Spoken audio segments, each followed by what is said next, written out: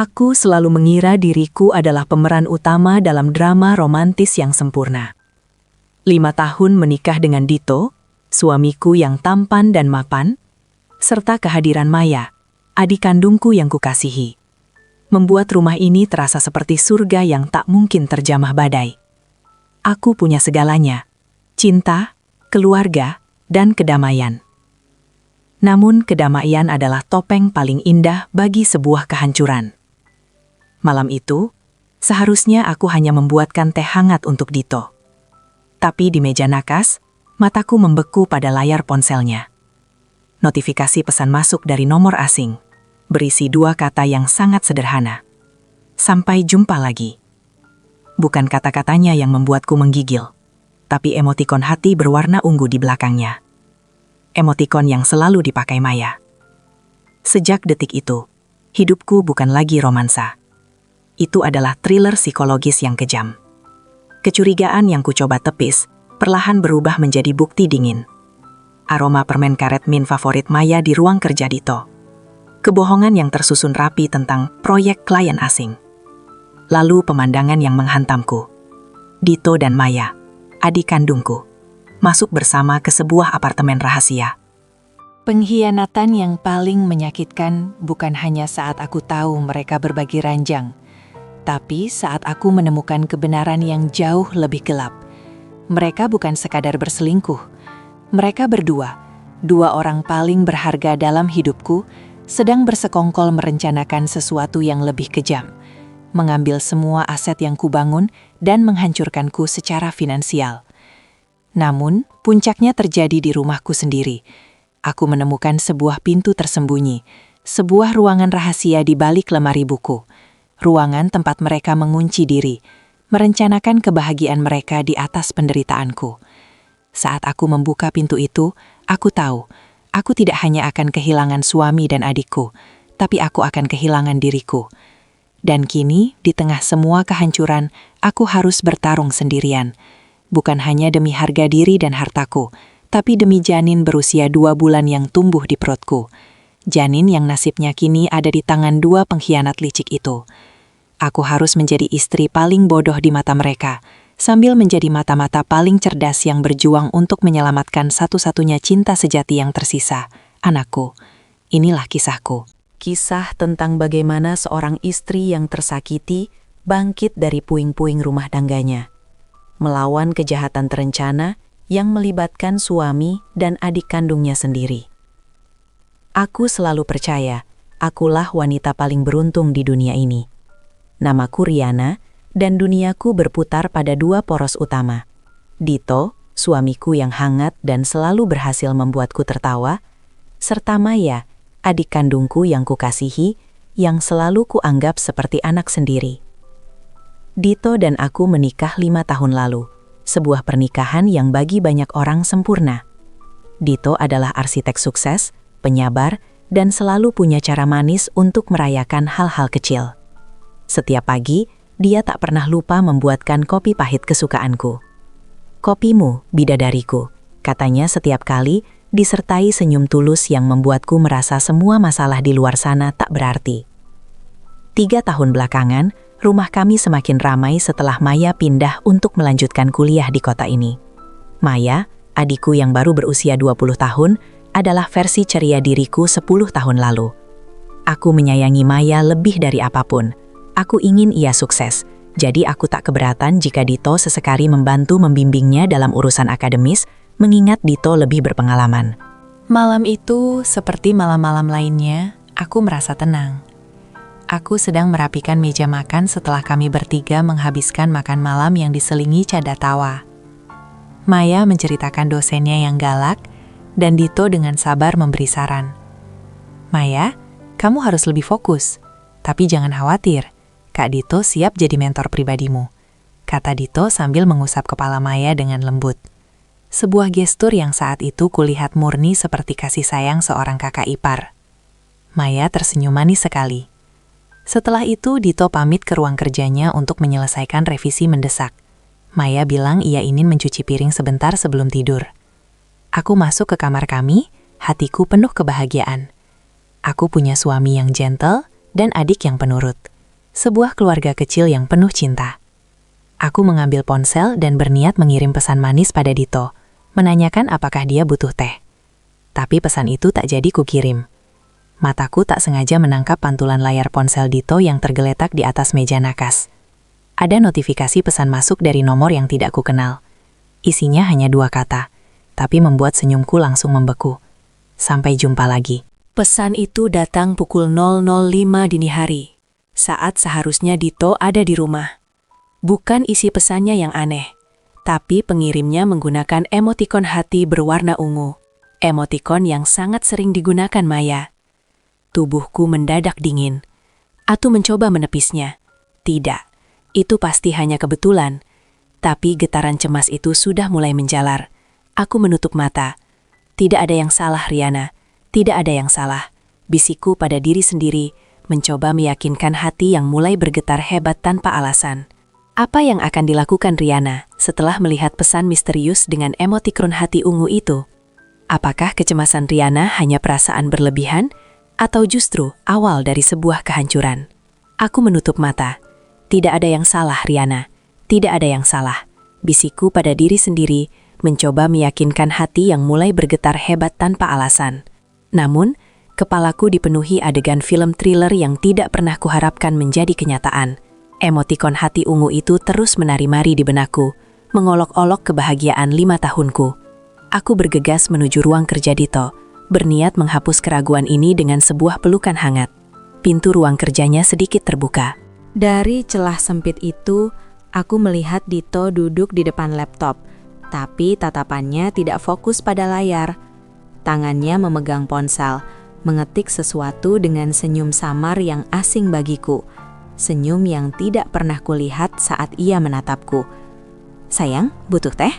tanyaku, memaksakan suara ceria. Dito sontak terkejut.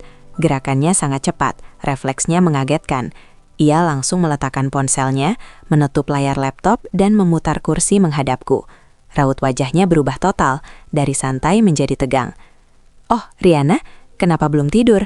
Tidak perlu repot-repot membuat teh," jawabnya. Suaranya sedikit lebih tinggi dari biasanya. Ada jeda yang terlalu panjang sebelum kata-kata itu terucap.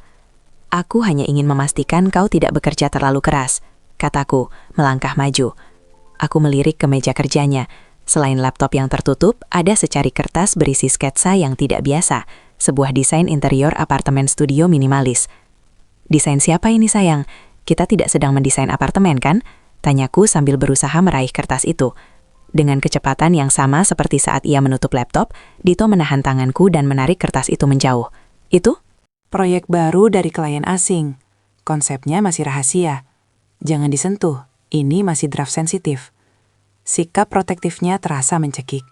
Dito tidak pernah seketat ini soal pekerjaan.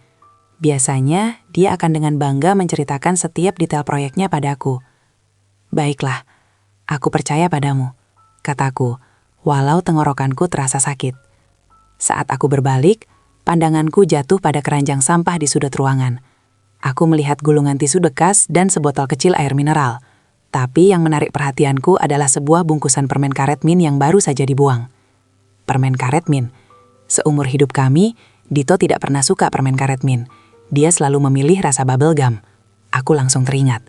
Maya, adikku. Dia selalu mengunyah permen karet mint saat sedang belajar atau begadang. Aku keluar dari ruangan itu dengan langkah yang terasa berat. Bukan karena fisikku lelah, tapi jiwaku mendadak kehilangan energi. Keraguan yang kucoba tepis, kini berubah menjadi bisikan tajam. Apa yang mereka sembunyikan? Mengapa Dito harus berbohong soal proyek?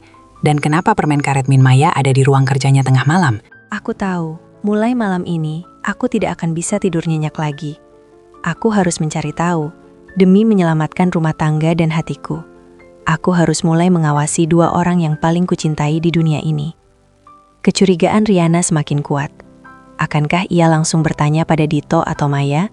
Atau memilih mengumpulkan bukti rahasia? Aku harus mencari tahu. Demi menyelamatkan rumah tangga dan hatiku, aku harus mulai mengawasi 2 orang yang paling kucintai di dunia ini. Keesokan paginya, aku berlagak seperti tidak terjadi apa-apa. Aku membuatkan sarapan favorit Dito dan Maya, roti panggang madu. Aku mengamati mereka berdua secara bergantian. Dito tampak lebih pendiam dan sangat fokus pada koran. Ketika aku menanyakan tentang pekerjaannya semalam, dia hanya menjawab singkat. Sudah beres. Sangat melelahkan. Ekspresinya tidak menunjukkan kelelahan kerja, melainkan kelelahan karena harus menyembunyikan sesuatu. Sementara itu, Maya terlihat sedikit murung. Ia jarang menatap mataku, sibuk mengutak-atik ponsel di bawah meja. Maya, bagaimana kuliahmu? Butuh bantuan Kak Dito lagi untuk tugas? Tanyaku. Nadaku sangat lembut. Sebuah tes kecil.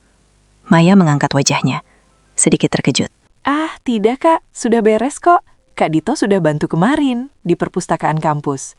Jawabnya, suaranya terdengar terlalu cepat dan meyakinkan. Aku tersenyum, tapi hatiku mencelos. Perpustakaan kampus. Semalam Dito bilang dia mengerjakan revisi di ruang kerjanya. Jelas mereka berdua sedang berkoordinasi, tapi dalam kebohongan yang berbeda. Aku memutuskan untuk melakukan tes yang lebih mendalam, sebuah ujian kejujuran yang menargetkan Dito secara langsung. Siang itu, saat Dito sedang mandi, aku mengambil ponselnya dan memasukkannya ke dalam tas kerjaku. Nanti sore, aku akan berpura-pura lupa dan melihat reaksinya. Saat waktu makan malam tiba, Dito panik. Ia mengacak-acak sofa, memeriksa saku celana, dan bahkan melihat di bawah tempat tidur. Riana, ponselku hilang. Kamu lihat? Tanyanya. Nada suaranya penuh ketegangan. Ponsel? Oh astaga, aku lupa sayang. Tadi siang aku keburu-buru, dan ternyata aku salah ambil. Ponselmu ada di tasku, kukira itu punyaku, kataku sambil menyodorkan ponsel itu. Dito langsung menyambar ponsel itu dengan lega yang terlalu kentara. Syukurlah, aku takut ada file kerja penting yang hilang. Terima kasih sayang, katanya sambil memelukku. Pelukannya terasa kaku, dingin, dan penuh kepura-puraan. Namun, yang membuatku benar-benar hancur adalah apa yang dia lakukan berikutnya. Dito bergegas ke ruang kerja, menutup pintunya rapat-rapat. 5 menit kemudian, aku mendengar suara dentingan notifikasi pesan dari ponsel Maya yang berada di kamarnya di lantai atas. Suara notifikasi itu khas, suara yang sama yang kudengar semalam dari ponsel Dito. Aku mendekati pintu ruang kerja Dito yang tertutup. Aku bisa mendengar ia sedang berbisik-bisik di telepon. Gawat, dia tadi ambil ponselku. Untung saja. Kita tidak boleh ceroboh lagi. Jangan kirim pesan apa-apa malam ini. Kita ketemu saja besok seperti biasa. Napas panjangnya terdengar jelas dari balik pintu itu.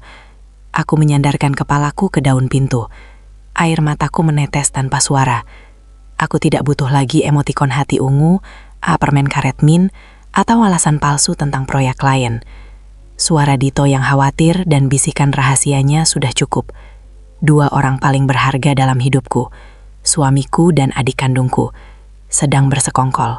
Pintu ini, pintu ruang kerja Dito yang tertutup rapat, kini terasa seperti pembatas antara duniaku yang bahagia dan kenyataan pahit yang siap menghancurkanku. Aku menyandarkan kepalaku ke daun pintu. Air mataku menetes tanpa suara. Aku tahu, 2 orang paling berharga dalam hidupku, suamiku dan adik kandungku, sedang bersekongkol. Mulai hari itu, aku mengambil peran baru di rumah ini, seorang detektif sunyi. Aku berhenti bertanya dan mulai mengamati. Aku memperhatikan jadwal mereka. Dito selalu pulang larut dengan alasan pekerjaan mendesak. Maya sering menghabiskan malam di luar dengan alasan belajar kelompok atau kerja tugas. Mereka selalu memastikan untuk tidak meninggalkan jejak apapun di rumah. Namun pengkhianatan seringkali bersembunyi di detail terkecil. Aku mulai mencatat. Aku melihat Dito memberikan kode mata pada Maya saat aku membalikan badan di meja makan. Aku mendengar mereka berbisik di telepon, menggunakan nama samaran aneh seperti Tuan Beta dan Nona Alpha, saat mereka yakin aku tidak mendengarkan. Keesokan sorenya, aku memutuskan untuk melakukan sesuatu yang radikal. Aku tahu mereka pasti bertamu di luar. Aku akan menguntit Dito. Aku pura-pura pergi ke salon, memakai kacamata hitam besar dan topi. Aku memarkir mobilku agak jauh dari kantor Dito dan menunggu. Tepat pukul 6 sore, Dito keluar. Dia tidak terlihat terburu-buru seperti orang yang dikejar pekerjaan. Dia malah terlihat rapi, segar, dan bahkan mengenakan parfum yang baru. Parfum yang tidak pernah ia pakai di rumah. Aku mengikutinya dengan jarak aman. Dito mengemudi ke arah yang tidak kukenal. Bukan ke rumah klien, bukan ke restoran yang biasa kami kunjungi. Ia berhenti di depan sebuah kompleks apartemen eksklusif di pinggiran kota. Mataku terbelalak melihat betapa mewahnya tempat itu. Saat Dito turun dari mobil, seorang wanita menghampirinya. Jantungku berdentum keras. Aku memincingkan mata, bersiap melihat sosok wanita lain yang akan menghancurkan segalanya. Wanita itu tersenyum lebar pada Dito. Lalu, wanita itu, Maya, mencium pipi Dito dengan akrab. Bukan perselingkuhan dengan wanita asing, tapi dengan adikku sendiri. Kepalaku terasa pening. Aku segera membungkuk di kursi mobil. Tidak ingin mereka melihatku. Air mata panas mengalir di pipiku, bukan karena marah, tapi karena rasa sakit yang menusuk. Lalu, aku melihat hal lain yang membuatku lumpuh. Dito mengeluarkan kunci, dan mereka berdua masuk bersama ke apartemen itu. Kunci, apartemen, sketsa desain apartemen studio minimalis di ruang kerja Dito. Semuanya menyatu menjadi satu kenyataan yang menjijikan. Mereka bukan sekadar berselingkuh, mereka sudah membangun sarang rahasia mereka sendiri. Dalam perjalanan pulang, aku tidak bisa merasakan kakiku menyentuh pedal. Aku hanya bisa mengemudi, kosong. Saat aku masuk ke rumah, aku langsung mencari kunci mobil Dito, yang biasanya digantung di samping pintu. Kunci itu hilang. Aku berlari ke ruang kerja Dito. Biasanya, Dito menggantung kunci ruang kerjanya di gantungan khusus. Kunci itu pun hilang. Tiba-tiba, sebuah pikiran mengerikan melintas. Jika mereka menyewa apartemen rahasia, dan mereka selalu bertemu di sana, di mana mereka selama ini mengunci diri di rumah ini. Aku teringat bisikan Dito di telepon saat ia takut ponselnya diambil. Kita tidak boleh ceroboh lagi. Jantungku berdebar tak karuan. Aku mulai menyentuh setiap dinding di rumah kami seperti orang gila, mencari sesuatu yang tidak pada tempatnya. Mataku tertuju pada salah satu lemari buku besar di ruang keluarga yang selalu tertutup dan tidak pernah diizinkan Dito untuk kubuka. Dia bilang itu berisi berkas-berkas klien yang sangat rahasia. Aku menyentuh kayu lemari itu, dingin. Aku mendorongnya sedikit. Lemari itu bergerak, memperlihatkan sebuah pintu kecil yang tersembunyi di belakangnya, dengan lubang kunci yang sama persis dengan kunci ruang kerja Dito. Aku tahu, di balik pintu itulah, di bawah atap yang kubayar dengan cintaku, mereka biasa mengunci diri selama ini. Aku tahu, di balik pintu itulah, di bawah atap yang kubayar dengan cintaku, mereka biasa mengunci diri selama ini. Tubuhku lemas, tetapi adrenalin mendorongku untuk bertindak. Aku harus membuka pintu itu. Aku harus tahu apa yang mereka sembunyikan selama ini. Bukti transfer uang, rencana jahat, atau sesuatu yang lebih menghancurkan jiwaku. Aku mencari kunci. Dito selalu membawa kunci ruang kerja dan kunci mobil. Tapi, kunci rahasia ini? Aku ingat, saat Dito panik mencari ponselnya, dia juga mengecek sebuah kotak perhiasan antik di kamar kami. Kotak itu kosong. Hanya berisi beberapa pernak-pernik murah yang tak penting. Tapi aku tahu, Dito sering meletakkan barang yang ingin ia sembunyikan di tempat yang paling jelas terlihat. Aku berlari ke kamar. Aku membuka kotak perhiasan itu lagi. Kali ini, aku memeriksa bagian alasnya. Ya, ada lapisan kayu yang longgar. Aku mencungkilnya. Di dalamnya tersembunyi sebuah kunci kecil, perunggu, tampak tua dan jarang dipakai. Tanganku gemetar saat aku kembali ke lemari buku, memutar kunci itu perlahan di lubang pintu tersembunyi. Bunyi klik yang pelan itu terasa seperti palu godam yang memecahkan hatiku. Aku menarik nafas dalam-dalam. Aku harus kuat. Apapun yang terjadi, aku harus melihatnya. Bisikku pada diriku sendiri. Pintu itu terbuka. Bukan ruang arsip, bukan brankas, dan bukan pula ruang kerja kedua. Itu adalah sebuah ruangan kecil, kedap suara, yang dihias dengan gaya minimalis, persis seperti sketsa yang kulihat di meja Dito. Ada sofa santai, meja kecil, dan sebuah papan tulis besar penuh tulisan. Ruangan itu kosong, namun aroma di sana jelas mengkhianati mereka. Aroma parfum Dito yang baru dan wangi body lotion Maya yang sangat khas. Aroma yang tercium segar, baru, dan sangat intim. Aku mendekat ke papan tulis. Di sana, tertulis rapi beberapa poin dengan spidol warna-warni. Rencana 1, mengambil aset cepat. Sudah selesai. Rencana 2, mencari modal tambahan dari inisial klien besar. Target, membuka nama perusahaan yang asing bagiku. Jadwal rutin, bertemu di sini 21.00 sampai 00.00 WIB. Di samping tulisan-tulisan formal itu, ada beberapa kalimat yang ditulis dengan huruf sambung, seolah-olah ditambahkan tergesa-gesa. Rencana kita harus berhasil. Kita pantas mendapatkan ini. Sabar, sedikit lagi kita bebas dari bayangan Riana. Di sudut bawah, ada gambar hati kecil dan tulisan tangan Dito. Selamanya, milikmu. Kepalaku terasa pusing. Ini bukan hanya perselingkuhan fisik. Ini adalah pengkhianatan terencana yang melibatkan aset, modal, dan ambisi bersama. Mereka membangun impian di balik punggungku, di dalam rumahku sendiri, menggunakan kepercayaanku sebagai fondasi kebohongan. Aku terduduk di lantai, memeluk lututku. Air mataku sudah kering, digantikan oleh rasa hampa yang membeku. Tiba-tiba, suara deru mobil terdengar di halaman. Dito dan Maya. Mereka pasti kembali dari apartemen rahasia mereka lebih cepat dari jadwal. Aku panik. Aku harus segera keluar dari sini, mengunci kembali pintu, dan memastikan mereka tidak tahu aku sudah tahu. Jika mereka tahu, aku dalam bahaya. Semua bukti ini bisa lenyap dalam sekejap. Dengan sisa kekuatan, aku mengambil ponsel, memotret seluruh papan tulis itu, memotret ruangan, lalu buru-buru keluar.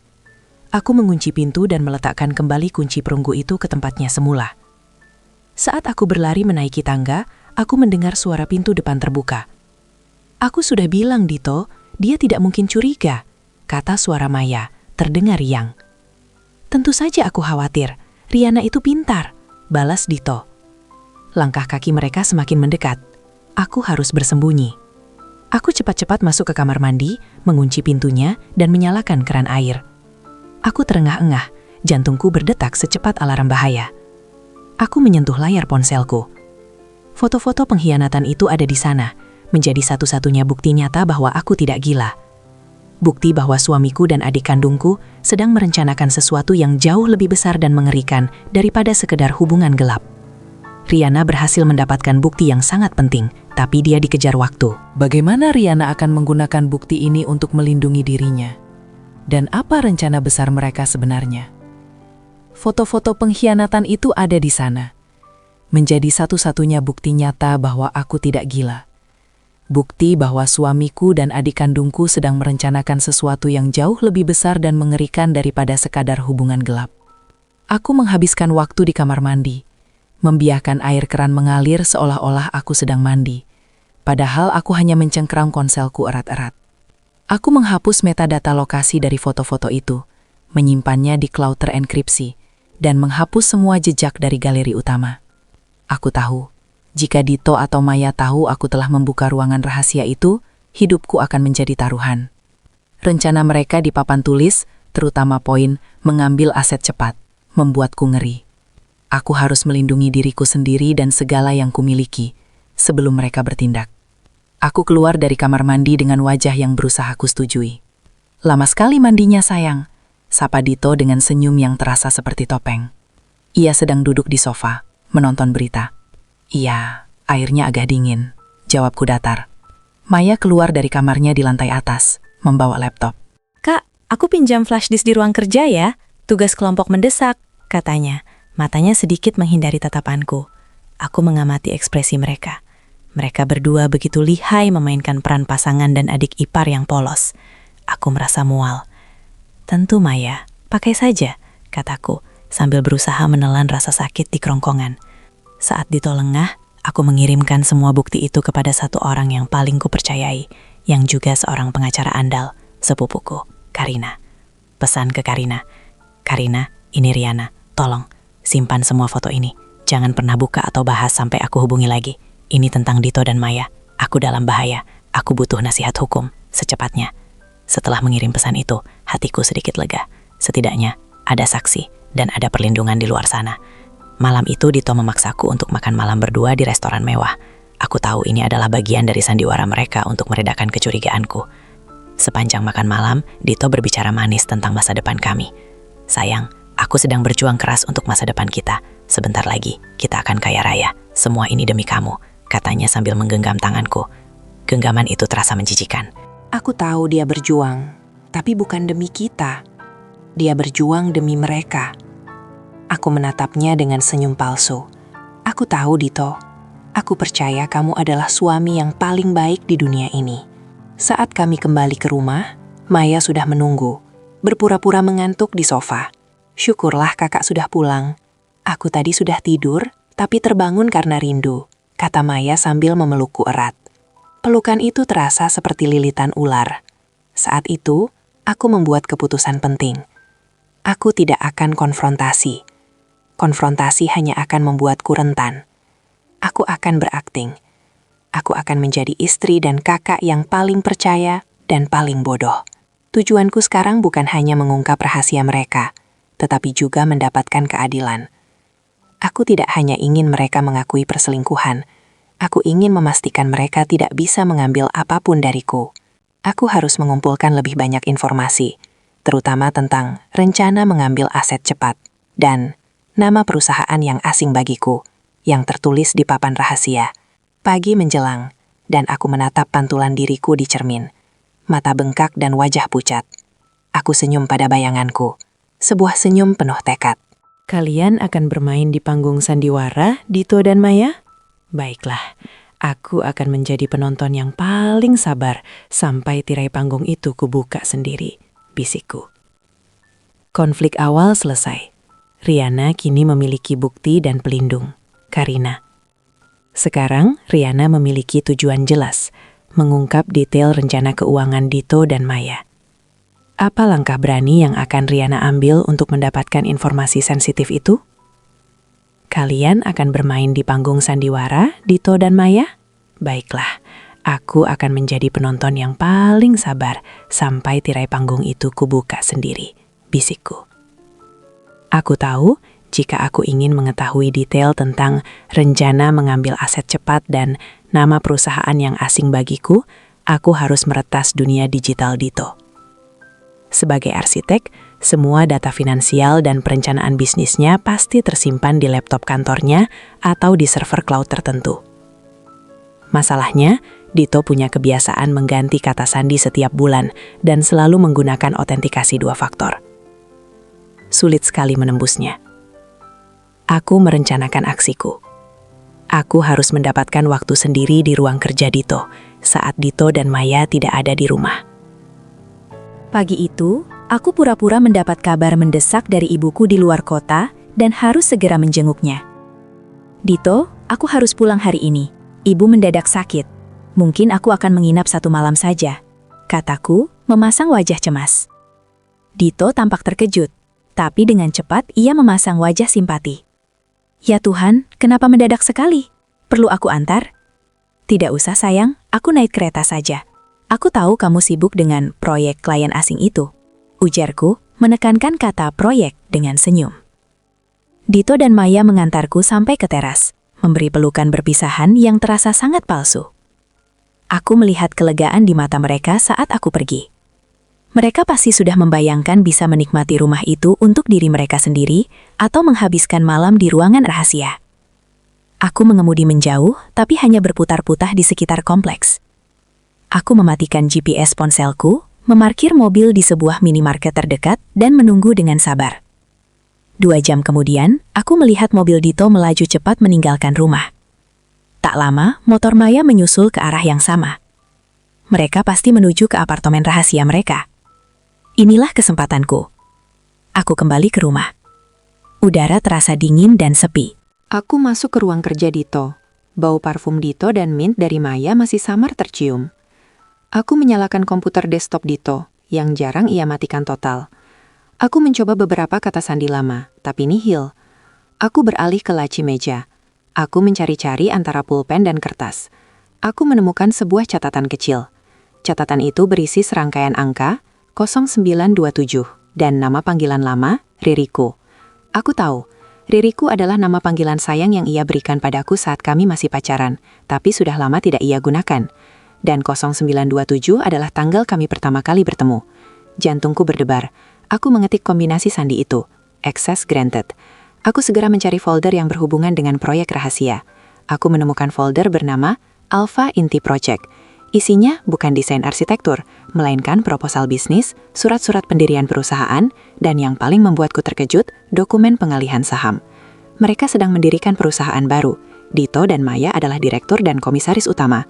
Dan rencana mengambil aset cepat adalah, aku melihat berkas transfer bank. Mereka sedang memindahkan sebagian besar aset liquid yang selama ini kami anggap sebagai dana darurat keluarga ke rekening perusahaan baru mereka, atas nama Dito dan Maya. Mereka menggunakan dana itu sebagai modal utama. Aku segera memindahkan semua berkas elektronik itu ke flash disk kecil yang kubawa. Aku memotret semua detail rekening bank dan password yang kutemukan di sana. Tepat saat aku selesai, alarm berbunyi. Ponsel Dito yang ia tinggalkan bergetar. Sebuah timer yang ia setel untuk pukul 18.00. Alarm itu berbunyi dengan tulisan, waktunya rapat di ruang rahasia. Mereka akan segera kembali. Aku mematikan komputer, meninggalkan ruangan kerja itu seperti semula. Aku meraih kunci mobilku dan bergegas pergi. Kali ini, aku benar-benar harus pergi menemui Karina. Aku butuh nasihat profesional. Aku memacu mobilku menuju kantor Karina.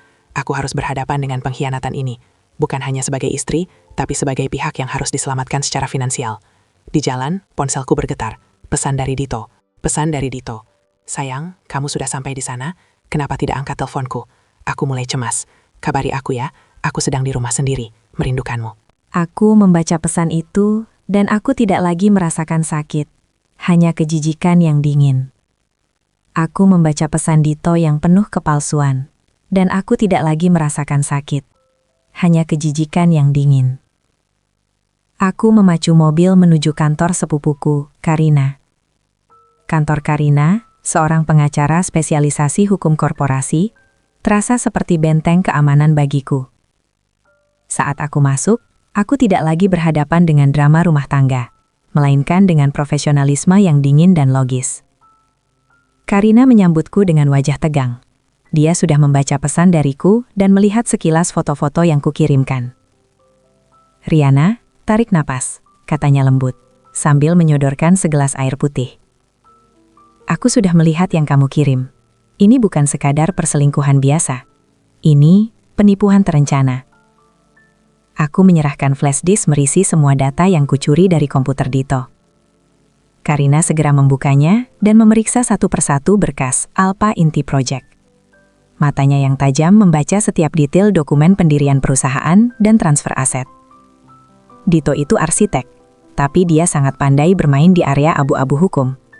Lihat ini, Karina menunjuk ke dokumen bank. Dia memindahkan hampir 70% dana liquid kalian ke rekening perusahaan ini. Seolah-olah itu adalah investasi modal yang sah. Tapi, Karima, kenapa? Kenapa mereka harus mendirikan perusahaan? Tanyaku, suaraku bergetar. Karina membalik berkas ke halaman rencana bisnis. Ini rencana gila, Riana. Perusahaan ini bergerak di bidang properti dan investasi jangka pendek. Mereka menggunakan namamu sebagai pihak yang menyetujui pengalihan modal melalui akta notaris yang dibuat 6 bulan lalu, saat kamu sedang sibuk mengurus adikmu yang sakit. Aku terperangah. Aku ingat, 6 bulan lalu Dito memang memintaku menandatangani setumpuk dokumen dengan alasan pembaruan pajak properti. Aku menandatanganinya tanpa membaca, karena aku sedang panik mengurus biaya rumah sakit adikku. Mereka bersekongkol dengan notaris. Aku akan mencari tahu. Yang jelas tujuan mereka sederhana. Mereka akan membesarkan perusahaan ini. Lalu saat mereka merasa sudah cukup kuat, Dito akan menceraikanmu. Karena aset utama, uang tunai, sudah berada di bawah nama perusahaan yang mereka kontrol berdua. Kamu hanya akan mendapatkan sisa-sisa harta yang kecil dan tidak signifikan. Mereka bebas dari ikatan pernikahan, dan mereka bebas dari kewajiban harta gono gini. Kepalaku mendadak kosong. Pengkhianatan emosional sudah sakit, tapi pengkhianatan finansial ini terasa seperti dicekik. Mereka tidak hanya merusak hatiku, mereka mencoba mengambil masa depanku. Lalu apa yang harus kulakukan sekarang, Karina? Aku tidak mau mereka mengambil semua yang kurintis bersamanya.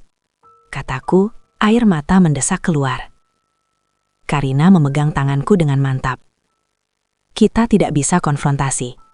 Jika kita konfrontasi sekarang, mereka akan langsung mengosongkan sisa rekening atau menutupi jejak. Kita harus bergerak secara legal, senyap, dan cepat. Langkah pertama yang ditetapkan Karina sangat berani. Pembekuan aset diam. Kami akan menyiapkan permohonan ke pengadilan untuk pembekuan sebagian aset properti yang masih atas nama bersama, dengan alasan adanya potensi kerugian finansial yang signifikan. Pemutusan akses. Aku harus segera mengganti kata sandi semua rekening bank yang tersisa, kartu kredit, dan email pribadiku, tanpa memberitahu Dito. Mencari bukti suara. Aku harus mendapatkan bukti rekaman, setidaknya percakapan antara Dito dan Maya yang mengonfirmasi rencana perselingkuhan dan bisnis mereka. Kamu harus kembali ke rumah, Riana. Berpura-puralah bahwa kamu belum tahu apa-apa. Kamu harus menjadi istri yang paling polos, paling mencintai, dan paling bodoh. Tapi kamu juga harus cerdas. Kamu harus memasang mata di rumah, ujar Karina. Aku mengangguk. Aku tahu, peranku sebagai istri yang tersakiti baru saja berubah menjadi mata-mata dalam sandiwara paling menyakitkan dalam hidupku. Riana kembali ke rumah dengan misi baru, mendapatkan bukti suara. Bagaimana Riana akan memasang mata di rumah tanpa terdeteksi oleh Dito dan Maya yang licik? Kamu harus kembali ke rumah, Riana. Berpura-puralah bahwa kamu belum tahu apa-apa. Kamu harus menjadi istri yang paling polos, paling mencintai, dan paling bodoh. Tapi kamu juga harus cerdas. Kamu harus memasang mata di rumah, ujar Karina. Aku kembali ke rumah menjelang malam, pura-pura sedih karena harus meninggalkan ibu yang sakit. Padahal air mata yang kubawa adalah air mata pengkhianatan. Dito menyambutku dengan pelukan yang panjang dan penuh drama. Aku senang kamu kembali, sayang. Rumah terasa kosong tanpamu, katanya. Aku hanya tersenyum tipis, memeluknya balik, dan di detik itu, aku bersumpah dalam hati untuk memenangkan perang ini. Aku harus memasang mata di rumah. Tempat terbaik untuk mendapatkan bukti adalah di ruangan rahasia. Di sana, mereka akan membahas rencana bisnis dan pengkhianatan mereka tanpa sensor. Malam itu, aku menyusun rencana dengan hati-hati. Aku membeli 2 benda kecil secara online yang bisa dikirim ke alamat kantor Karina. Sebuah USB flash drive yang sangat kecil yang berfungsi sebagai alat perekam suara dan beberapa bungkus permen karet mint favorit Maya. Keesokan harinya, saat Dito sibuk menelepon klien dan Maya pergi kuliah, aku melaksanakan aksiku. Aku kembali membuka pintu rahasia di balik lemari buku. Ruangan itu sama sepinya. Aku segera mencari tempat terbaik untuk menyembunyikan alat perekam itu. Aku melihat ada pajangan foto berbingkai di sudut ruangan. Foto Dito dan Maya saat wisuda. Sebuah foto yang tidak pernah mereka pajang di ruang keluarga, hanya di ruangan cinta palsu mereka. Aku melepas bingkai foto itu. Di balik kardus penopang foto, ada sedikit ruang kosong. Dengan cepat, aku menyelipkan alat perekam berukuran mini itu, memastikan mikrofonnya menghadap ke tengah ruangan, lalu memasang kembali bingkai foto itu dengan sangat rapi. Sebelum aku keluar, aku melakukan satu hal lagi yang lebih berisiko, tapi penting untuk strategi jangka panjangku. Aku membuka tempat sampah di ruangan itu dan sengaja meninggalkan bungkus permen karet mint yang baru saja kubeli, seolah-olah Maya lupa membuangnya kemarin. Tujuanku adalah membuat mereka merasa bahwa ruangan itu adalah tempat yang aman dan pribadi, tanpa ada jejak diriku. Saat aku hendak mengunci pintu, ponselku berdering. Itu Dito. "Riana, kamu di mana? Aku mencarimu di dapur." Suaranya terdengar tidak sabar. "Oh, sayang, aku di kamar mandi, lagi membersihkan noda di karpet. Kemarin tumpah kopi," jawabku, berbohong sambil menutup pintu rahasia dengan jantung berdebar kencang. "Aku harus keluar dari sini." Aku bergegas ke kamar mandi, mengambil sikat dan benar-benar membersihkan karpet, pura-pura sibuk. Dito masuk ke kamar mandi, wajahnya tampak curiga. "Aku tidak mendengar suara sikat tadi," katanya, matanya menyipit. "Aku fokus sekali, sayang." "Kamu tahu kan, aku tidak suka rumah kotor," jawabku memaksakan senyum lelah. Dia menatapku lama. pandangan menyelidik yang membuat punggungku merinding. "Aneh sekali hari ini," bisiknya. "Aneh kenapa? Aku hanya merindukanmu," kataku, lalu memeluknya erat-erat, pelukan yang terasa seperti pertarungan. Aku tahu, kecurigaan Dito sudah mulai tumbuh lagi. Keberanianku untuk kembali dan berpura-pura polos sedang diuji. Aku harus sangat berhati-hati. Aku hanya punya waktu 24 jam untuk merekam percakapan mereka di ruangan itu, sebelum mereka kembali mengecek keadaan ruangan dan mungkin menemukan alat perekam itu. Malam itu, Dito dan Maya makan malam dengan tenang. Mereka berdua mengirimkan sinyal mata yang tak terbaca padaku. Aku tahu, mereka sedang menunggu waktu. Aku hanya bisa berdoa agar mikrofon kecil di balik bingkai foto itu akan menangkap kebenaran yang akan menyelamatkanku. Apakah Riana akan berhasil mendapatkan rekaman percakapan Dito dan Maya? Dan apa yang akan terjadi jika mereka menemukan bukti kehadiran Riana di ruangan rahasia itu? Aku hanya bisa berdoa agar mikrofon kecil di balik bingkai foto itu akan menangkap kebenaran yang akan menyelamatkanku. Aku menghabiskan malam itu dalam keadaan gelisah. Aku pura-pura tidur di samping Dito. Padahal setiap desahan dan gerakan kecilnya terasa seperti alarm. Aku tahu, saat ini Dito dan Maya sedang merencanakan sesuatu di ruangan rahasia. Dan aku tidak bisa melakukan apa-apa selain menunggu. Pagi itu, aku melihat mereka berdua bersiap untuk pergi. Dito bilang dia ada pertemuan bisnis di luar kota. Maya bilang ada praktek lapangan. Ini adalah waktu yang sempurna. Aku segera masuk ke ruangan rahasia. Aku bergegas menuju bingkai foto. Aku harus cepat mengambil alat perekamnya dan segera pergi. Saat tanganku meraih bingkai foto itu, aku melihat ada yang berbeda. Papan tulis yang sebelumnya penuh dengan tulisan dan coretan kini bersih, terhapus sempurna. Bahkan tulisan tangan Dito, "Selamanya, milikmu," sudah hilang. Langkah pengamanan baru. Mereka pasti merasa ada yang aneh. Aku menarik napas panjang, berusaha menenangkan detak jantungku. Aku mengambil alat perekam, memastikan lampu indikatornya berkedip, menandakan bahwa ada rekaman yang tersimpan. Saat aku hendak keluar, mataku tertuju pada sebuah kertas kecil di meja. Itu adalah tulisan tangan Dito. "Aku tahu kamu mulai curiga, Riana. Tapi tolong, jangan rusak semua yang sudah kita bangun. Biarkan saja seperti ini, demi kebaikan kita semua." Kertas itu tidak ditujukan padaku, tapi pada Maya.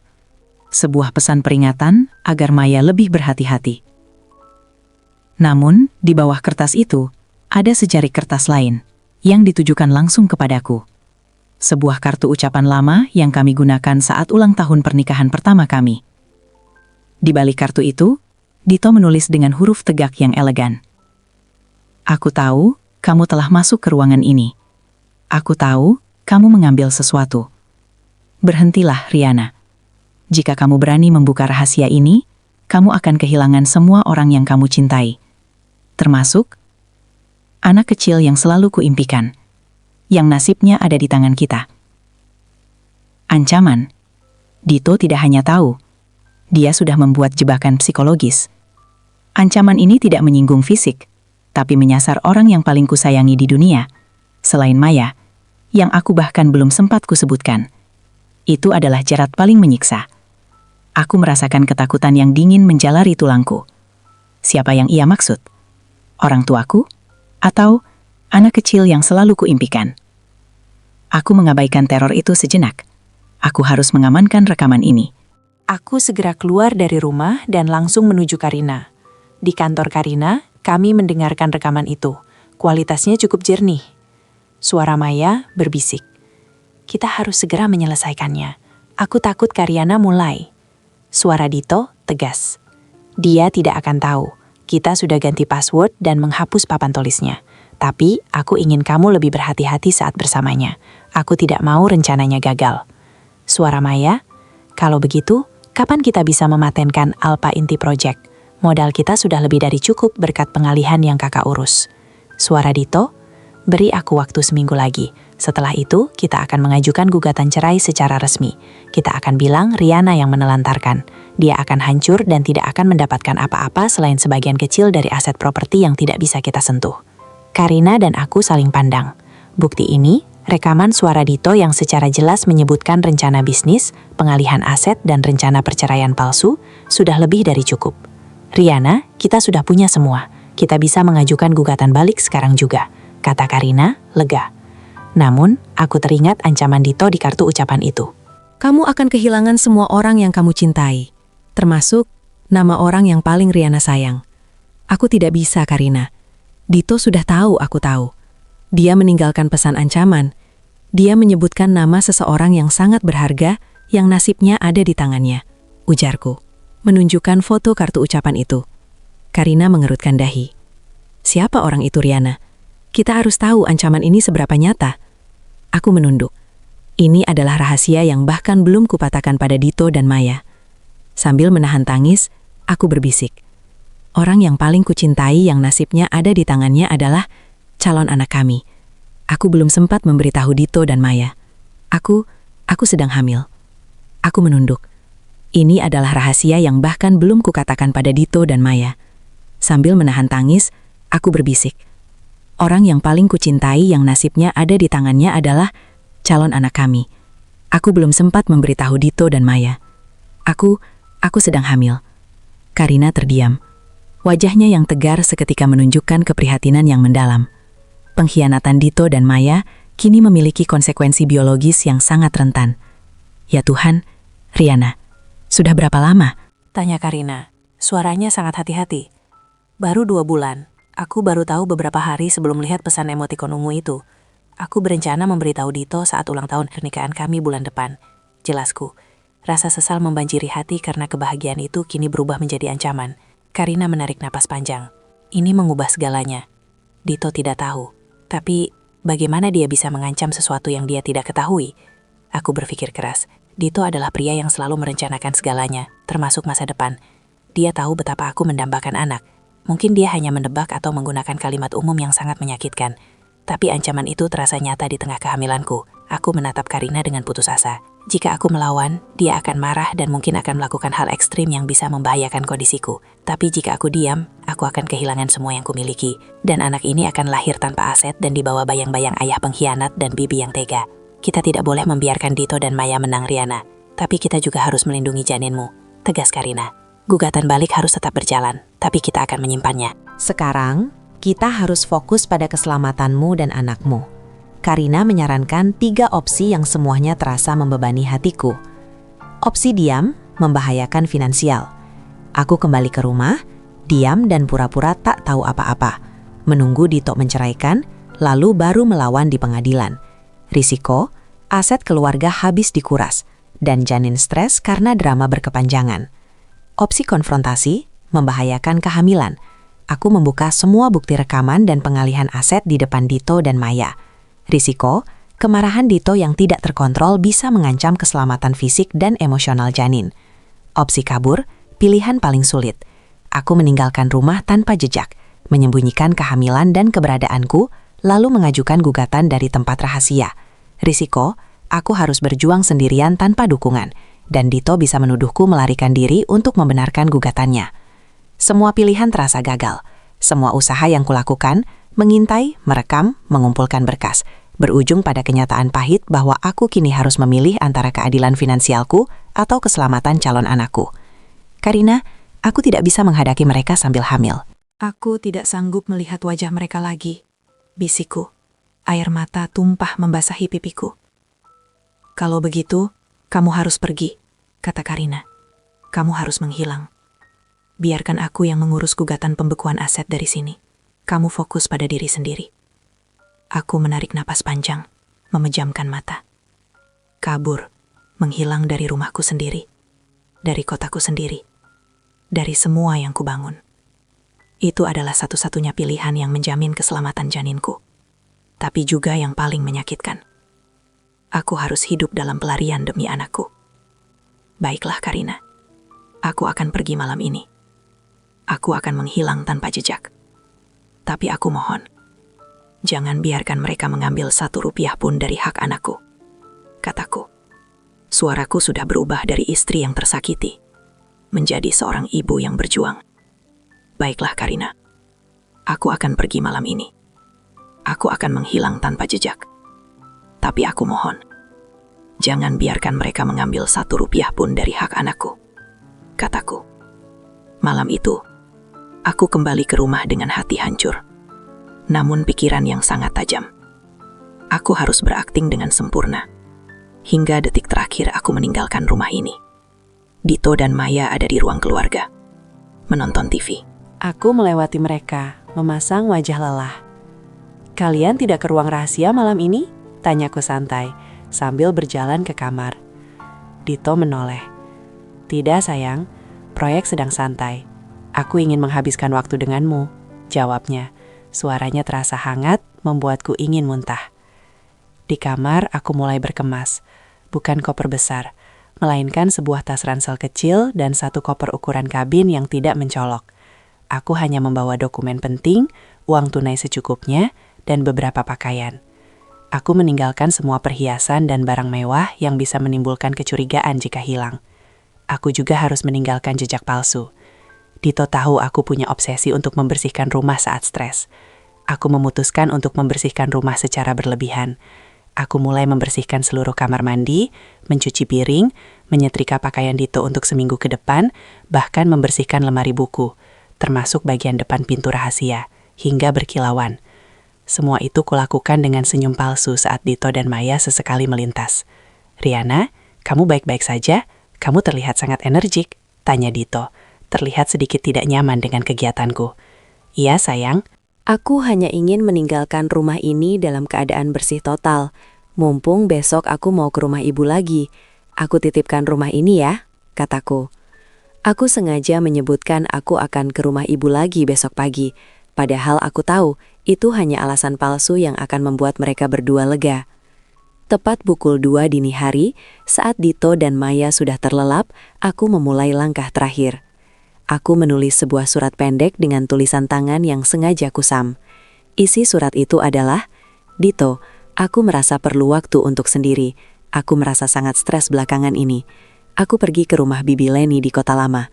Jangan khawatir, aku akan kembali saat perasaanku membaik. Tolong jaga rumah." Aku menaruh surat itu di atas meja nakas kami, di samping cincin pernikahan yang kulepas.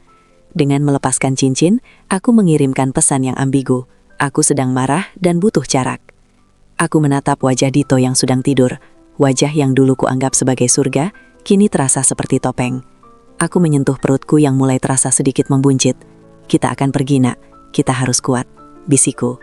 Aku menggendong koper kabin dan tas ranselku. Aku berjalan perlahan, sangat perlahan, menuruni tangga. Setiap anak tangga terasa berderit. Suaranya seperti alarm di keheningan malam.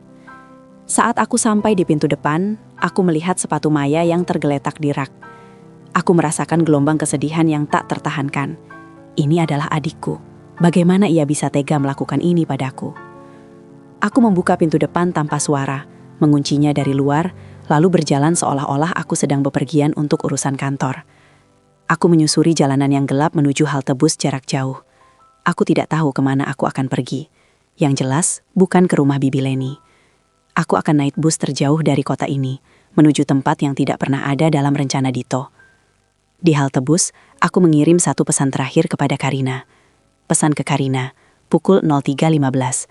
"Aku sudah di luar, operasi berhasil. Aku akan mati-matian berjuang untuk kita. Kirimkan gugatan itu secepatnya." Saat fajar mulai menyingsing, busku bergerak meninggalkan kota. Aku menoleh ke belakang, melihat cahaya pertama yang menyentuh cakrawala kota yang penuh pengkhianatan ini. Aku tahu, hari ini Dito akan bangun, membaca surat palsuku, dan panik mencari cincin pernikahan yang hilang. Aku tahu, hari ini Dito akan bangun, membaca surat palsuku, dan panik mencari cincin pernikahan yang hilang. Di sebuah kota kecil yang jauh, aku turun dari bus. Aku menyewa kamar kos sederhana, jauh dari kemewahan rumah yang kutinggalkan. Aku merasa hampa, tapi ada kekuatan baru dalam diriku. Kekuatan seorang ibu yang harus berjuang untuk janinnya. Sementara itu, di rumah yang ditinggalkan, Dito bangun dan langsung merasakan keanehan. Sinar matahari pagi yang masuk ke kamar memperlihatkan kekosongan di sisi tempat tidurku. Ia melihat surat di nakas dan cincin pernikahan yang tergeletak di sana.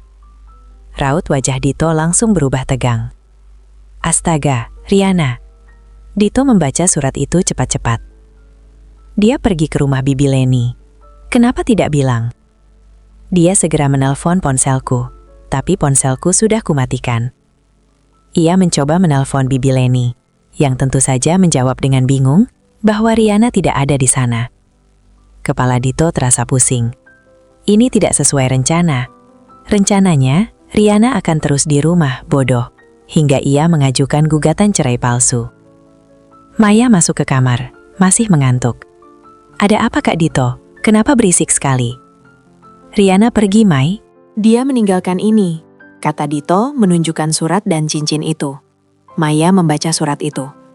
Dia cuma butuh waktu. Ini drama biasa, Kak. Kita fokus pada proyek kita saja, katanya santai. Tapi mata Dito tidak sesantai itu. Tidak, Mai. Ini bukan drama biasa. Kenapa dia meninggalkan cincin? Dan kenapa rumah ini bersih sekali? Dia seperti menyiapkan rumah untuk ditinggalkan. Dito ingat pandangan mata Rayana yang aneh beberapa hari terakhir. Sikapnya yang pura-pura manis. Dan yang paling membuatnya khawatir, kepergiannya yang mendadak. Jangan-jangan, Dito bergegas ke ruang kerjanya. Dia menyalakan komputer dan segera memeriksa akun bank bersama mereka. Napas Dito tertahan. Uang tunai utama di rekening tabungan bersama tidak berkurang. Sisa aset yang masih mereka targetkan untuk diambil, aman di sana. Syukurlah, dia tidak mengambil uangnya, kata Dito lega. Lihat, aku sudah bilang dia hanya emosi. Dia bukan tipe wanita yang cerdas soal uang. Balas Maya meremehkan. Belum tentu, Mai. Dito mulai panik. Ia berlari ke lemari buku di ruang keluarga. Ia menggeser lemari, mengambil kunci rahasia, dan membuka pintu ruangan tersembunyi. Dito dan Maya masuk ke dalam. Mereka melihat papan tulis itu bersih, sama seperti saat terakhir mereka meninggalkannya. Mereka memeriksa tempat sampah. Mereka melihat permen karet min favorit Maya yang sudah dihabiskan. Ruangan ini aman, Mai, kata Dito. Tunggu, Kak Dito. Maya menunjuk ke bingkai foto di sudut ruangan. Aku yakin sekali bingkai ini kemarin miring sedikit. Kenapa sekarang lurus sekali? Dito mendekat, tangannya gemetar. Dia menyentuh bingkai itu. Dia merasakan ada yang aneh. Dito membuka bingkai itu. Kosong. Alat perekam Riana sudah tidak ada di sana. Sialan. Dito membanting bingkai itu. Riana tahu. Dia tahu segalanya. Dia bukan pergi ke rumah Bibi Leni. Dia kabur. Kepala Maya langsung pusing. Kalau dia tahu, kenapa dia tidak mengambil asetnya? Kenapa dia membersihkan rumah? Itu aneh. Dia ingin kita lengah. Dia ingin kita mengira dia bodoh. Dia pasti sudah punya rencana cadangan. Dia pasti sudah menemui pengacara. Teriak Dito. Wajahnya memerah. Kepanikan mereka memuncak. Mereka harus bertindak cepat. Mereka harus mengajukan gugatan cerai terlebih dahulu. Menuduh Riana menelantarkan. Tepat saat Dito meraih ponselnya untuk menelpon pengacara mereka, notifikasi email masuk ke komputer desktopnya. Subjek email itu membuat Dito dan Maya terdiam membeku. Subjek, peringatan hukum, pembekuan aset properti atas nama bersama, nomor P001-2020. Dito membuka email itu dengan tangan gemetar. Itu adalah surat resmi dari pengadilan yang diajukan oleh Karina, pengacara Riana. Rencana mereka gagal. Riana tidak bodoh. Dia mengambil langkah hukum lebih dulu, mengunci aset yang tersisa agar tidak bisa mereka ambil, dan meninggalkan mereka dalam kepanikan. Dito membuka email itu dengan tangan gemetar. Itu adalah surat resmi dari pengadilan yang diajukan oleh Karina, pengacara Riana. Rencana mereka gagal. Riana tidak bodoh. Dia mengambil langkah hukum lebih dulu, mengunci aset yang tersisa agar tidak bisa mereka ambil. Kepanikan Dito dan Maya mencapai titik didih. Mereka menyadari bahwa proyek Alpha Inti mereka kini terancam gagal karena modal utama mereka, dana yang mereka alihkan, sedang dalam pengawasan hukum. Mereka harus menemukan Riana atau setidaknya membatalkan gugatan pembekuan aset itu secepatnya. Kita harus mengacaukan gugatan itu, Kak Dito. Kita harus buktikan bahwa Riana yang menelantarkan. Kita harus bilang dia punya orang lain. Desak Maya dengan wajah tegang. Dito menggeleng. Percuma. Karina pasti sudah punya bukti pengalihan aset kita. Kita hanya punya satu kartu Maya. Kita harus menakutinya dengan ancaman yang paling ia takuti. Dito ingat ancaman yang ia tulis di kartu ucapan itu. Ancaman yang ia tulis murni hanya untuk menakuti Maya agar lebih berhati-hati. Tapi kini ia sadar ancaman itu bisa menjadi senjata pamungkas untuk Riana. Sementara itu, di kota kecil tempatku bersembunyi, aku mulai merasa mual dan lemas. Kondisi kehamilanku mulai melemahkan fisikku, membuatku rentan. Aku menerima telepon dari Karina. Riana, Dito dan Maya sedang kalang kabut. Mereka sudah tahu kita ajukan pembekuan aset. Mereka pasti akan membalas. Mereka mencoba mencari tahu alamatmu melalui data bank, tapi aku sudah mengamankannya. Tiba-tiba, sebuah paket dikirim ke alamat rumah Bibi Leni, alamat yang kutinggalkan di surat palsu. Bibi Leni menelponku, bingung. Riana, ada paket kiriman dari Dito. Isinya CD audio dan surat yang mengerikan, kata Bibi Leni, suaranya cemas. Aku meminta Karina untuk mengambil paket itu dan mengirimkannya kepadaku melalui kurir terpercaya. Saat aku membuka paket itu, tanganku bergetar hebat. Di sana ada sebuah CD polos dan sebuah surat yang ditujukan padaku. Surat dari Dito, "Riana, aku tahu kamu sedang hamil. Jangan tanya bagaimana aku tahu. Aku punya caraku sendiri. Aku juga sudah tahu kamu merekam pembicaraanku dengan Maya. Sekarang kita seri. Tapi aku punya satu kartu. Jika kamu tidak mencabut gugatan pembekuan aset itu dalam 24 jam, aku akan merilis semua rekaman aib yang ada di CD ini, yang akan membuat orang tuamu malu, dan yang paling penting, kamu akan kehilangan dukungan dari seluruh keluargamu." Aku memasang CD itu. Rekaman itu bukan berisi perselingkuhan. Rekaman itu adalah suara Dito dan Maya yang sedang menangis, meminta maaf, dan berjanji akan meninggalkan ruangan rahasia selamanya. Mereka terdengar sangat tulus, sangat menyesal. Di akhir rekaman, ada suara Dito yang berbisik, "Kita harus putar balikan keadaan. Biarkan Riana terlihat jahat di mata publik. Kita adalah korban yang menyesal, dia adalah istri yang kejam dan menghancurkan. Rencana Dito adalah memanipulasi opini publik dan keluarga."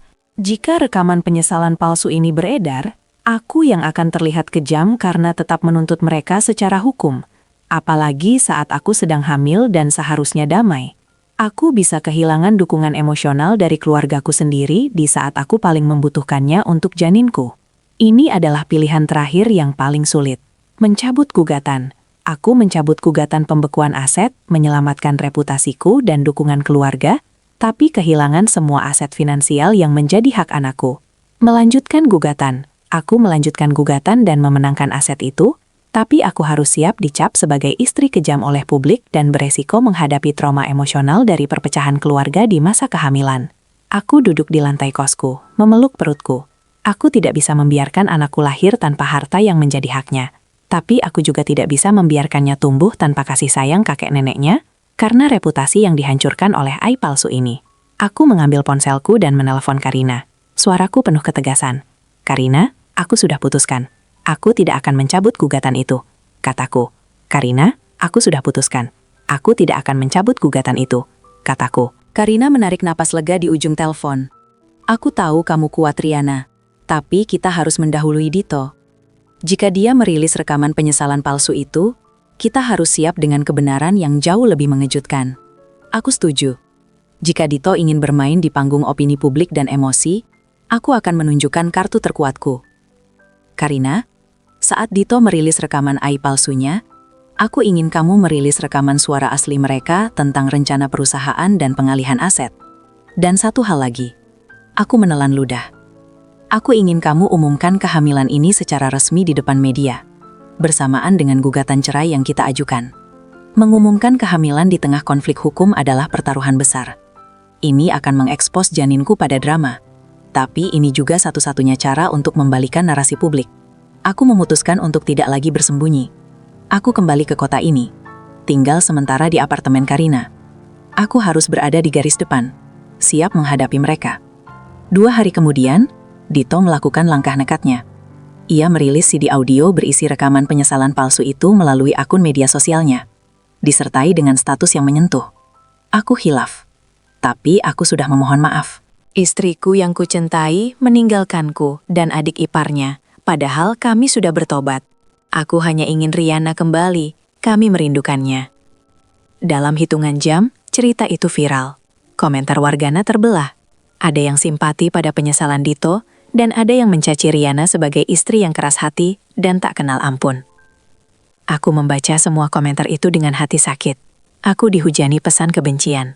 Tapi ini adalah bagian dari rencana. Pukul 12 siang, Karina mengadakan konferensi pers mendadak sesuai rencana kami. Aku tidak hadir, tapi Karina tampil di hadapan puluhan wartawan dengan wajah serius. Hari ini, Nyonya Riana mengajukan gugatan cerai dan permohonan pembekuan harta Gonogini secara permanen terhadap saudara Dito.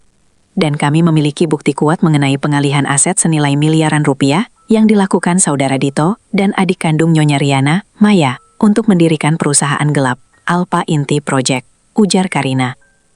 Karina lalu memutar rekaman suara asli Dito yang berisi rencana bisnis, pengalihan aset, dan rencana untuk menuduhku menelantarkan. Kebohongan pertobatan Dito langsung terbongkar. Lalu, Karina mengakhiri konferensi pers dengan sebuah pengumuman yang menghentak seluruh kota. Dan sebagai informasi tambahan, Karina mengambil jeda dramatis. Nyonya Riana terpaksa mengambil tindakan hukum ini bukan hanya untuk menyelamatkan asetnya, tapi untuk melindungi janin berusia 2 bulan yang kini ia kandung. Janin ini adalah korban pertama dari pengkhianatan finansial dan emosional yang dilakukan ayah kandung dan bibi kandungnya sendiri. Dalam sekejap, fokus publik beralih total.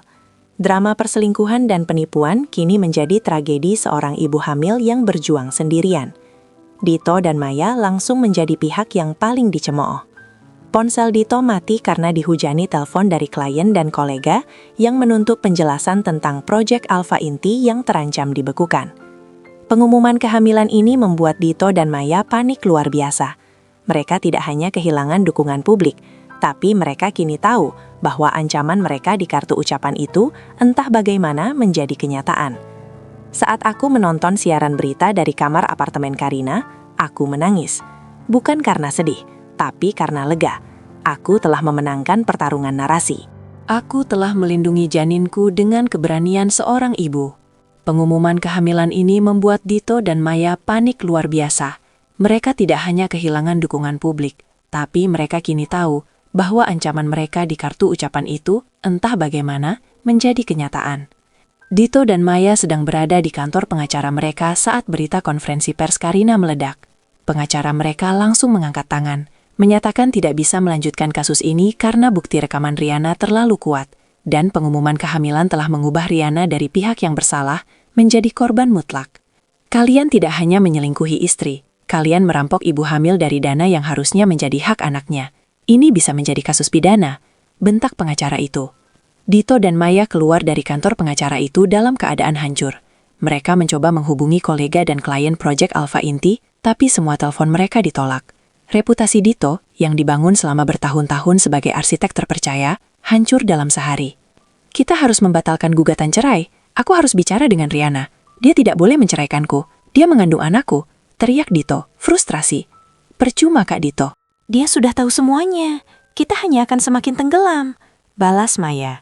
Air mata mengalir deras. Ia tidak menangisi Dito, melainkan kehancuran mimpinya untuk menjadi direktur perusahaan kaya. Sementara Dito dan Maya bertengkar di mobil, Karina dan aku bergerak cepat. Berkat rekaman suara dan bukti pengalihan aset, pengadilan menyetujui pembekuan aset properti kami. Yang lebih penting, Karina juga berhasil mengajukan permohonan agar dana yang dialihkan ke rekening Alpha Inti Project tidak dapat dicairkan sampai putusan cerai resmi dikeluarkan. Proyek Alpha Inti yang dibanggakan Dito dan Maya kini lumpuh total. Beberapa hari kemudian, Dito mencoba menghubungiku melalui telepon rumah Karina. "Riana, kumohon, angkat teleponku," teriaknya putus asa dari seberang. Aku menatap Karina. Aku tahu aku harus mendengarkannya. Demi janinku. Aku mengangkat gagang telepon. "Apa maumu, Dito?" Suaraku terdengar dingin dan asing di telingaku sendiri. "Riana, aku menyesal. Aku mohon, jangan tinggalkan aku. Jangan cerai. Aku tidak tahu kamu hamil. Anak itu adalah masa depan kita. Aku akan meninggalkan Maya. Aku janji. Aku akan menjual Alpha Inti dan mengembalikan semua uangnya." Dito menangis, suaranya sangat menyedihkan. "Terlambat, Dito," kataku. "Penyesalanmu tidak sepadan dengan pengkhianatanmu yang terencana. Kamu tidak hanya mengkhianati pernikahan, kamu mengkhianati kepercayaan seorang ibu yang merencanakan masa depan anaknya bersamamu. Jangan putuskan sepihak. Aku adalah ayah dari anak itu, Riana. Aku punya hak.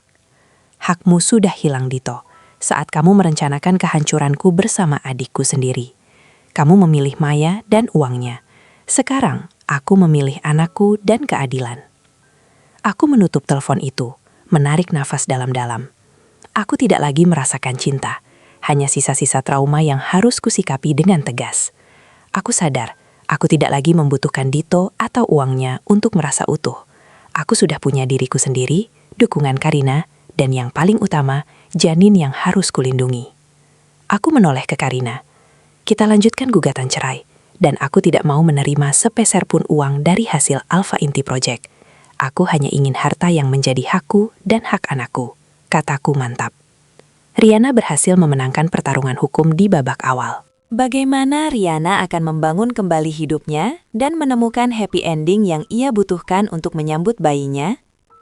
Aku menoleh ke Karina. Kita lanjutkan gugatan cerai, dan aku tidak mau menerima sepeser pun uang dari hasil Alpha Inti Project. Aku hanya ingin harta yang menjadi hakku dan hak anakku, kataku mantap. 6 bulan berlalu sejak konferensi pers yang menggegarkan itu. Proses perceraian berjalan lancar, cepat, dan senyap. Dito, yang reputasinya hancur, tidak berani mengajukan perlawanan signifikan. Ia setuju dengan pembagian harta Gonogini secara adil, di mana sebagian besar aset properti dan dana yang tersisa dijamin untukku dan calon anakku. Maya, adikku, juga telah pergi dari kota itu.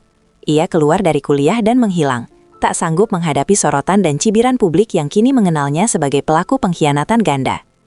Meskipun aku memenangkan pertarungan hukum, proses penyembuhan emosionalku masih panjang.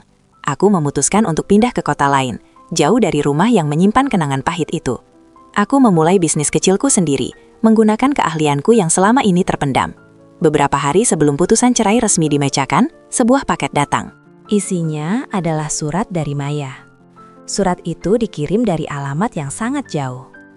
Aku ragu membukanya, takut membaca racun daru. Tapi Karina meyakinkanku bahwa aku perlu menutup bab ini. Aku membuka surat itu. Tulisan tangan Maya terlihat kacau. Karyana, aku tidak meminta maaf. Aku tahu kata maafku tidak akan berarti apa-apa. Aku hanya ingin kamu tahu, aku benar-benar mencintai Kak Dito. Tapi aku lebih mencintai impian yang dia tawarkan. Aku selalu merasa aku hidup di bawah bayangan kakak. Dan aku ingin punya duniaku sendiri. Aku sadar, cara yang kami ambil sangat kotor. Aku tidak akan memintamu memaafkan. Tapi aku berjanji, aku tidak akan pernah muncul lagi di hadapanmu. Aku harap anakmu akan lahir sehat, dan kamu akan bahagia tanpa kami. Aku merusak hidupku sendiri. Aku melipat surat itu. Rasa sakit itu masih ada, tapi intensitasnya sudah berkurang. Ini bukan penyesalan tulus, melainkan pengakuan bahwa ambisi telah mengalahkan segalanya. Aku harus melepaskan masa lalu, dan melepaskan sosok adik yang kukenal. Aku berdiri di kamar baruku, memandang keluar jendela. Perutku kini sudah membesar, dan aku merasakan tendangan lembut dari janinku. Tendangan itu adalah pengingat bahwa aku tidak sendirian, dan bahwa hidupku kini punya tujuan yang jauh lebih mulia daripada sekedar mempertahankan pernikahan yang rapuh. Aku tidak mendapatkan happy ending seperti di dongeng. Aku tidak kembali ke pelukan suami yang bertobat. Aku mendapatkan happy endingku sendiri. Aku mendapatkan keadilan, aku mendapatkan kembali harga diriku, dan aku mendapatkan anakku, yang akan menjadi cinta sejati dan abadi dalam hidupku. Beberapa hari kemudian, Karina menelpon. Riana, semua sudah selesai. Putusan cerai sudah resmi. Semua aset properti sudah aman. Kamu bebas, dan kamu adalah pemenangnya. Aku tersenyum, senyum yang tulus, yang sudah lama sekali tidak kurasakan. Terima kasih, Karina. Aku merasa damai, kataku. Aku menyentuh perutku. Mulai hari ini, aku bukan lagi istri yang tersakiti. Aku adalah ibu tunggal yang kuat, yang siap memulai babak baru yang penuh harapan. Terima kasih, Karina. Aku merasa damai, kataku. Aku menutup telepon, menatap kalender. Besok, aku akan pergi ke dokter kandungan untuk pemeriksaan rutin. Aku tersenyum. Dulu, kunjungan ke dokter adalah persiapan untuk kejutan manis bagi Dito. Sekarang, itu adalah janji suci antara aku dan anakku.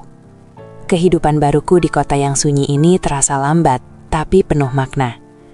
Uang dari hasil pembagian aset yang adil, berkat perjuangan Karina, membuatku bisa fokus pada kehamilanku tanpa tekanan finansial. Aku menyewa sebuah toko kecil yang kurencanakan menjadi studio desain interior milikku sendiri, memanfaatkan passion yang selama ini kupendam. Aku mulai berbicara dengan teman-teman lamaku yang sempat terputus, karena terlalu sibuk dengan kehidupan pernikahan. Mereka terkejut mendengar ceritaku, tapi dukungan yang mereka berikan sangatlah tulus dan menghangatkan. Suatu sore, aku duduk di sofa sambil merajut, merasakan tendangan kuat dari janinku. Aku ingat dulu aku begitu takut ancaman Dito menjadi nyata, takut anak ini akan lahir dalam kekacauan. Kini, aku menyadari bahwa justru janin inilah yang memberiku kekuatan untuk bertarung. Aku tidak melawan Dito dan Maya karena marah. Aku melawan karena aku tidak ingin anakku tumbuh dengan ayah yang tega merampok masa depan finansialnya. Aku mengambil laptopku. Aku memutuskan untuk menulis. Bukan menulis surat pada Dito atau Maya, tapi menuliskan seluruh pengalamanku. Aku mulai mengetik. Aku Riana. Aku adalah korban pengkhianatan terencana. Aku ditinggalkan oleh suami dan adikku. Aku harus memilih antara keadilan finansial dan trauma emosional. Dan aku memilih untuk memperjuangkan keduanya. Kisahku mungkin terdengar tragis, tapi aku ingin kalian tahu, di balik setiap air mata, ada kekuatan luar biasa yang menunggu untuk ditemukan. Aku mulai menulis secara detail, mengubah pengalaman pahit menjadi inspirasi. Aku ingin cerita ini menjadi pengingat bagi setiap wanita. Jangan pernah menutup mata terhadap keanehan di rumah tanggamu. Jangan pernah percaya sepenuhnya, bahkan pada orang yang paling kamu cintai. Aku memutuskan untuk tidak menyembunyikan identitasku, tapi aku juga tidak akan mencari sensasi. Aku hanya akan menyuarakan kebenaran. Saat aku menutup laptop malam itu, aku merasakan kedamaian yang mendalam. Aku tidak lagi tidur di rumah yang penuh rahasia. Aku tidur di rumah yang kubangun dengan ketulusan dan kerja kerasku sendiri. Aku tidur di samping makhluk kecil yang akan segera hadir, yang merupakan bukti nyata bahwa dari kehancuran pun, kebahagiaan sejati bisa tumbuh. Aku mulai menulis secara detail, mengubah pengalaman pahit menjadi inspirasi. Aku ingin cerita ini menjadi pengingat bagi setiap wanita. Aku mempublikasikan ceritaku di sebuah platform blog pribadi yang kemudian dibagikan secara viral. Aku menggunakan nama pena, tapi semua detail tentang pengkhianatan terencana, ruangan rahasia, proyek Alpha Inti, hingga pengumuman kehamilan di tengah gugatan hukum, kuceritakan apa adanya. Responsnya luar biasa. Dalam seminggu, ceritaku dibaca jutaan kali. Aku mendapatkan ribuan pesan dari pembaca di seluruh Indonesia. Karyana, aku baru tahu, aku juga mengalami hal yang sama, tapi aku takut melawan. Ceritamu memberiku kekuatan. Aku salut pada keberanian kakak. Kamu bukan hanya memenangkan harta, kamu memenangkan martabat. Pengkhianatan yang melibatkan adik kandung itu mengerikan, tapi kakak menunjukkan bahwa kita tidak boleh membiarkan pengkhianat menang. Ceritaku menjadi trending topik. Dito dan Maya, yang berusaha menghilang dari sorotan, kembali dibicarakan.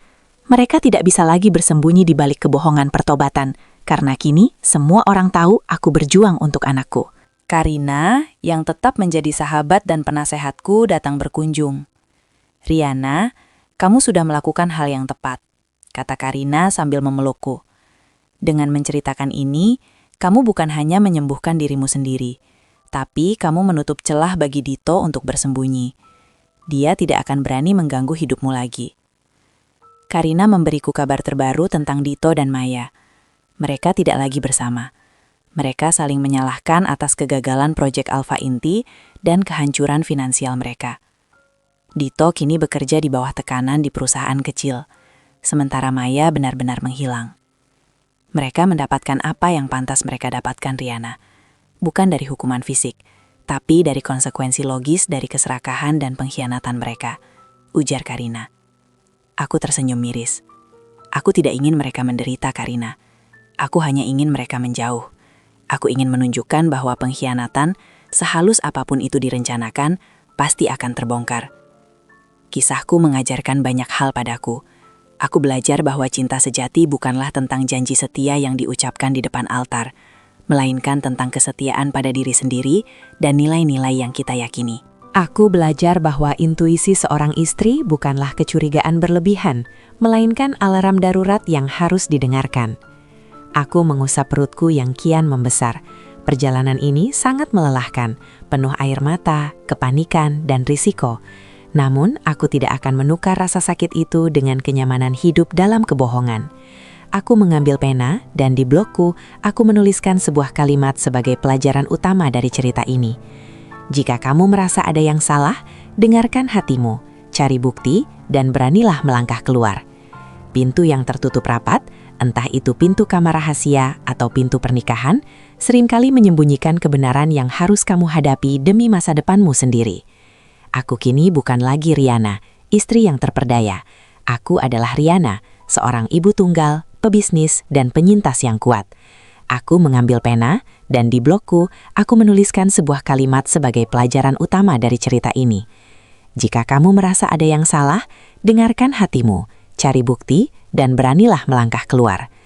Pintu yang tertutup rapat, entah itu pintu kamar rahasia atau pintu pernikahan, seringkali menyembunyikan kebenaran yang harus kamu hadapi demi masa depanmu sendiri. Aku kini bukan lagi Riana, istri yang terperdaya.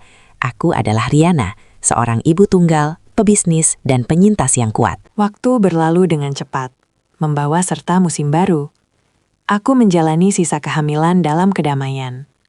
Rasa sakit karena pengkhianatan Dito dan Maya telah berubah menjadi semangat untuk mempersiapkan kehidupan terbaik bagi calon anakku. Tiba saatnya aku melahirkan. Prosesnya panjang dan melelahkan, tapi di sampingku selalu ada Karina, yang kini bukan hanya pengacaraku, melainkan keluarga yang sesungguhnya. Aku tidak sendiri. Setelah perjuangan yang hebat, akhirnya aku mendengar suara tangisan yang keras dan merdu. Tangisan itu memecahkan keheningan, dan sekaligus memecahkan semua sisa trauma yang masih tersisa di hatiku. "Selamat Riana, bayimu laki-laki, tampan sekali," bisik Karina, matanya berkaca-kaca. Saat suster meletakkan bayi kecil, hangat dan beraroma surga itu di dadaku, aku memejamkan mata. Semua drama, ruangan rahasia, proyek alfa inti, kebohongan, dan air mata seketika terasa tidak penting lagi. Yang ada hanyalah makhluk kecil ini yang menjadi bukti nyata dari kekuatanku. Aku menatap wajah damai anakku. Aku memberinya nama Bagas, yang berarti kuat dan berani. "Bagas, kamu adalah kekuatan kakak," bisikku, mencium keningnya. Beberapa hari setelah melahirkan, aku duduk di sofa sambil mendekap Bagas. Aku membuka laptopku untuk menulis unggahan terakhir di blogku. Kali ini, aku tidak menulis tentang Dito atau Maya. Aku menulis tentang harapan. Dulu aku percaya kebahagiaanku bergantung pada dua orang. Aku percaya cinta harus dibuktikan dengan kesetiaan yang tak teruji. Aku salah. Kebahagiaan sejati, damai sejati, adalah ketika kita berani keluar dari sangkar kebohongan, sekokoh apapun sangkar itu dibangun. Aku kehilangan suami, aku kehilangan adik, aku kehilangan rumah impian. Tapi, aku mendapatkan kembali diri yang sebenarnya, martabat yang tak ternilai, dan seorang putra yang menjadi alasan terkuatku untuk bangkit. Aku mendapatkan kehidupan baru, sebuah kehidupan yang bersih, tanpa rahasia, dan tanpa pintu terkunci. Keputusan tersulit adalah keputusan terbaik. Aku memilih untuk melawan, memilih untuk memperjuangkan hak anakku, dan kini, saat aku memandang wajah polos Bagas, aku tahu aku tidak menyesalinya. Aku menutup laptop. Aku tidak lagi tertarik dengan kabar terbaru tentang Dito atau Maya. Mereka adalah babak yang sudah kututup. Aku telah memenangkan segalanya yang paling penting, jiwaku dan masa depan anakku. Saat Bagas tersenyum dalam tidurnya, aku ikut tersenyum. Senyum ini berbeda. Ini adalah senyum pertama Riana, sang ibu, yang terbebas dari bayangan pengkhianatan selamanya. Saat aku memandang keluar jendela, dengan Bagas, putraku, tertidur pulas di pelukanku, aku menyadari satu hal. Ruangan rahasia yang mereka bangun, pengkhianatan yang mereka rancang, dan air mata yang kutumpahkan, semuanya adalah ujian yang harus kulewati untuk mendapatkan kebahagiaan sejati. Aku tidak lagi takut pada pintu yang terkunci atau bisikan rahasia. Aku tahu, cahaya paling terang seringkali datang setelah kita berani menghadapi kegelapan yang paling pekat. Aku bukan lagi Riana, istri yang terperdaya. Aku adalah Riana, seorang ibu yang kuat, seorang wanita yang bangkit dari pengkhianatan terburuk. Jika kamu sedang berada di tengah badai, jika hatimu berbisik tentang sebuah rahasia yang tersembunyi, ingatlah kisahku. Keberanian untuk membuka pintu yang tertutup rapat adalah langkah pertama menuju kebebasan sejati. Kehancuran itu nyata. Tapi, Kelahiran kembali jauh lebih dramatis, dan aku memilih untuk menjadi pemeran utama dalam babak kehidupan yang baru ini. Trauma ini memang tak akan hilang, tapi ia tak lagi menjadi belenggu. Ia adalah bekas luka yang membuktikan. Aku, Riana, telah bertahan.